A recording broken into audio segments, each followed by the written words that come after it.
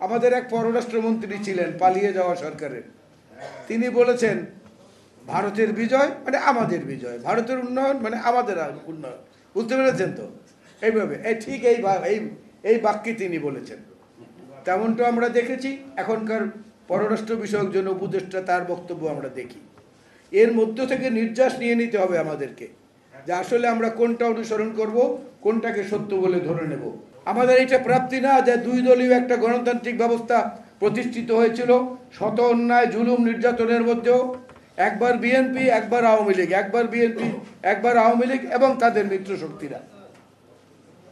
এই গণতান্ত্রিক পদ্ধতিটা তো মার্কিন যুক্তরাষ্ট্রেও আছে, ব্রিটেনেও আছে, পৃথিবীর বহু দেশে আছে দ্বিদলীয় গণতান্ত্রিক ব্যবস্থা। সেটা আমরা প্রতিষ্ঠিত করতে পেরেছি পাকিস্তানি আমলের স্বৈরশাসন থেকে। এটা আমাদের প্রাপ্তি না। আমরা আমাদের ডেমোগ্রাফিক ডিভিডেন্ড, যেটা আমাদের জনসংখ্যার যে লাভজনক ব্যবহার, সেটা অনেক ক্ষেত্রে ব্যবহার করতে পেরেছি, যদিও সরকারি পর্যায়ের অবদান নিতান্তই কম। আজকে লক্ষ লক্ষ কোটি কোটি তরুণ সন্তানরা আমাদের পরবর্তী প্রজন্ম, তারা বিদেশে রয়েছেন। হাড় ভাঙা পরিশ্রম করে তারা যে রেমিটেন্সটা পাঠান, সেটা দিয়ে আমাদের দেশের অর্থনীতি চাঙ্গা হয়। এটা আমাদের প্রাপ্তি না? নিঃসন্দেহে আমাদের প্রাপ্তি অনেক দিক থেকে। আরেকটা জিনিস মনে রাখতে হবে, বাংলাদেশ ভূপ্রাকৃতিক অবস্থানের কারণে সারা পৃথিবীর কাছে অত্যন্ত লোভনীয় একটি জায়গা।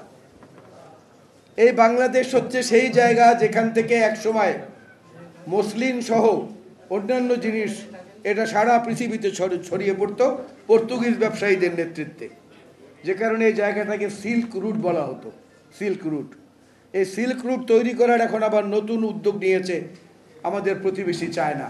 আপনারা জানেন, তারা সেই একই রুট, যে রুটে ওই সিল্কের প্রচলনটা সারা পৃথিবীতে ছড়িয়ে পড়েছিল, এই ভারতবর্ষের মধ্য থেকে, যে ভারতের অংশ আমরাও ছিলাম, সেই জায়গাটাকে আবার পুনরুদ্ধার করেছেন।